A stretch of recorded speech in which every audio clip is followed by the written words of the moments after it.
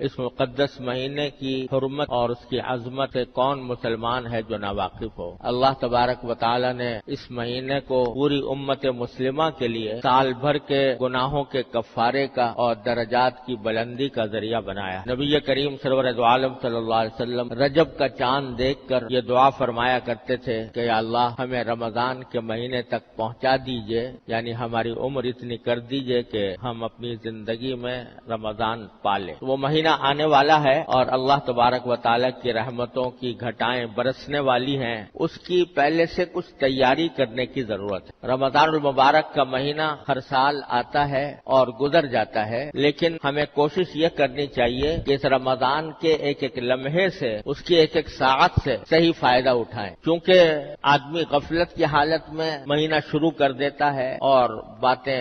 آج سے کل پر اور کل سے پرسوں پر ٹلتی چلی جاتی۔ اس لیے اس بات کی ضرورت ہے کہ شروع ہی سے، رمضان شروع ہونے سے پہلے آدمی اس کی تیاری کرے۔ یہ مہینہ یوں تو روزوں کا مہینہ ہے، رات کے وقت میں تراویح اس میں سنت مؤکدہ قرار دی گئی ہے، لیکن ایسا لگتا ہے کہ یہ پورا کا پورا مہینہ در حقیقت مسلمانوں کو ایک نئی زندگی دینے والا مہینہ ہے۔ 11 مہینے تک ہم لوگ اپنی دنیاوی مصروفیات میں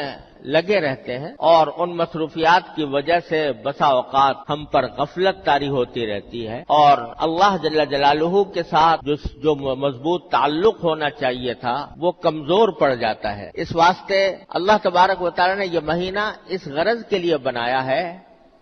کہ جو لوگ سال کے 11 مہینوں میں اللہ تبارک و تعالی کے تعلق سے دور چلے گئے ہیں، ان کو اس مہینے میں قریب لائے جائے اور اللہ تبارک و تعالی کی محبت، اس کی خشیت، اس کا تعلق، اس میں اضافہ ہو۔ اور در حقیقت یہ مہینہ اس لیے بھی بڑی اہمیت رکھتا ہے کہ اگر غور سے دیکھا جائے تو یہ ایک ٹریننگ کورس ہے جس سے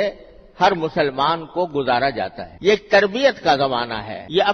اپنی روح کو بالیدگی، اپنی روح کو تازگی دینے کا مہینہ ہے۔ یہ اللہ تبارک و تعالیٰ کی رحمتوں کو متوجہ کرنے کا مہینہ ہے۔ یہ اللہ تبارک و تعالیٰ کے ساتھ مضبوط تعلق قائم کرنے کا مہینہ ہے۔ یہ اس بات کا مہینہ ہے کہ انسان اپنے آپ کو گناہوں سے بچنے کی عادت ڈالے اور اس کی تربیت حاصل کرے۔ روزہ بذات خود بہت عظیم عبادت ہے، لیکن اس کا ایک بہت بڑا مقصد یہ ہے کہ انسان کو اپنی نفسانی خواہشات پر قابو پانے کی عادت پڑے۔ اسی لیے قرآن کریم نے یہ فرمایا کہ یا ایھا الذین آمنوا کتب علیکم الصیام کما کتب علی الذین من قبلکم لعلکم تتقون۔ روزے ہم نے تم پر اس لیے فرض کیے ہیں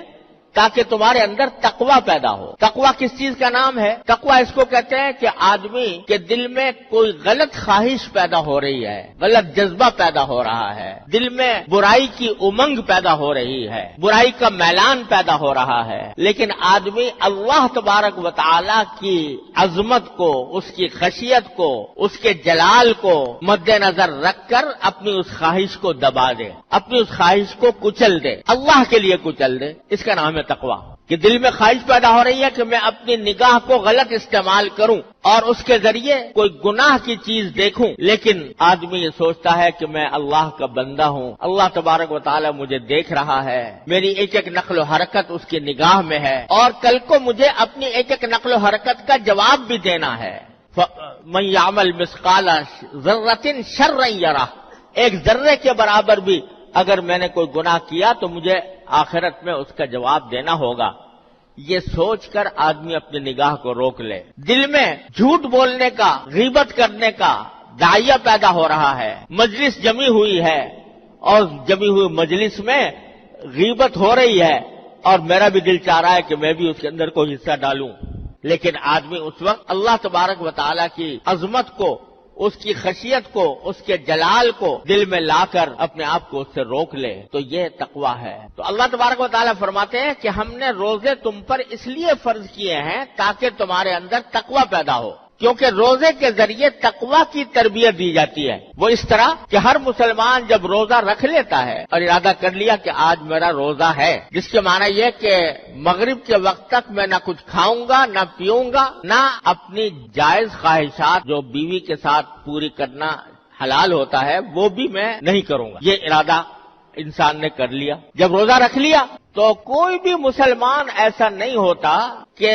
جو بھوک کی شدت کی وجہ سے یا پیاس کی شدت کی وجہ سے روزہ توڑ دے. بھوک لگی ہوئی ہے، کھانا موجود ہے، اس کی خوشبو آ رہی ہے، اس کو کھانے کو دل چاہ رہا ہے، لیکن چونکہ روزہ رکھ لیا ہے تو اس وجہ سے آدمی سوچتا ہے کہ میں نے روزہ رکھا ہوا ہے، اس حالت میں کھانا میرے لیے جائز نہیں، صبر کرو، شام تک صبر کرو، جب شام ہوگی اور یہ کھانا حلال ہو جائے گا پھر کھاؤں گا. تو یہ جو انسان اپنی بھوک کی خواہش کو روک رہا ہے، اس لیے روک رہا ہے کہ اللہ تبارک و تعالیٰ کے لیے روزہ رکھا ہوا ہے اور روزہ توڑنا بہت سخت گناہ ہے، اس کا کفارہ بھی بہت زبردست ہے،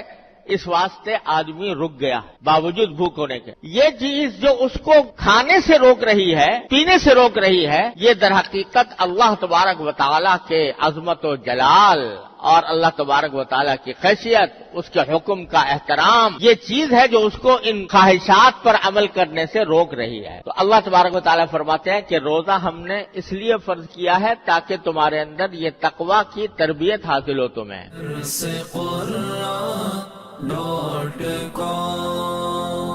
www.darsequran.com